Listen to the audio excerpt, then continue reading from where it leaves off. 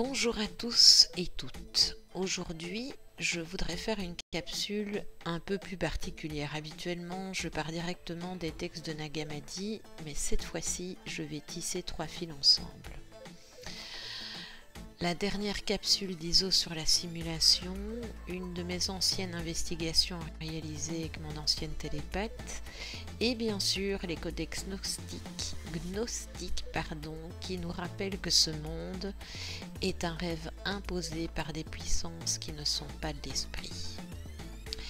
ISO a rappelé quelque chose de fondamental. Nous vivons dans une simulation artificielle, un décor holographique qui se nourrit de nos réactions.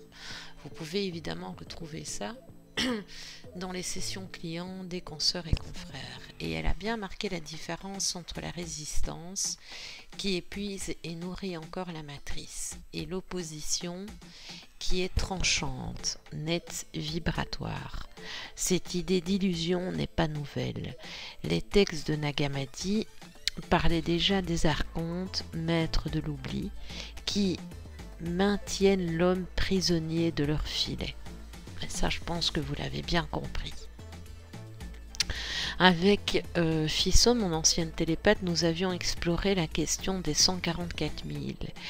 Il en était ressorti une vision intéressante, un codage ADN, des fréquences, des couleurs, presque comme une trame de lumière répartie dans l'humanité. Avec le recul, je sais que toute investigation comporte des filtres, parce que le canal est humain et donc subjectif. Mais il y avait un point de convergence, l'idée que certains êtres portent en eux une immunité vibratoire. ISO le rappelle aujourd'hui, ces 144 000 ne sont pas des élus religieux, mais des consciences sophianiques, capables de ne pas se laisser assimiler par la matrice.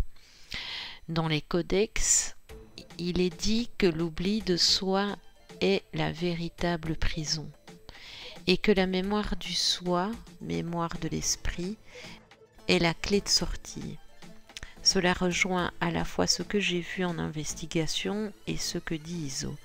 Le piège est toujours dans la répétition des scripts. Quand on se souvient de sa véritable origine, on cesse de réagir aux images imposées et l'on devient observateur, dissident plutôt que pantin de l'arène. Alors, comment appliquer cela dans notre quotidien? Observer sans se laisser happer. Refuser les automatismes de la matrice. Le « je dois réagir, je dois lutter ». Cultiver ce pas de côté dont parlent à la fois ISO et Nag Hammadi.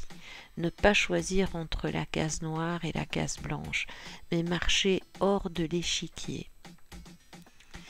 En conclusion, là où Nag Hammadi disait « ce que tu contiens te contient », ISO nous rappelle que nous sommes à la fois la pile qui nourrit le système et la clé qui peut s'en extraire. Mon investigation, même avec ces filtres, montrait déjà ce mouvement.